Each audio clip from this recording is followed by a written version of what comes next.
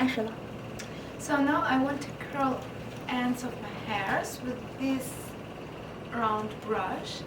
I take a brush and keep the hair in the end of it and waiting for 3 seconds. And then just circling it. And we have this result. So I'm gonna take one more piece of hair and do the same thing. Just slowly circling the brush. 3 seconds. And it looks perfect. And we take hair from another side, slowly going down, then circling and waiting for 3 seconds.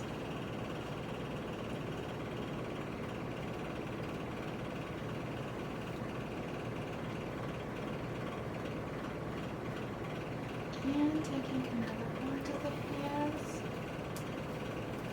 circling the same way.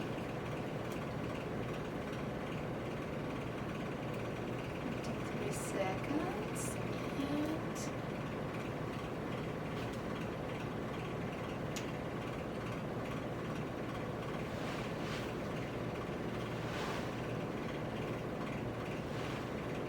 I like this hair so much.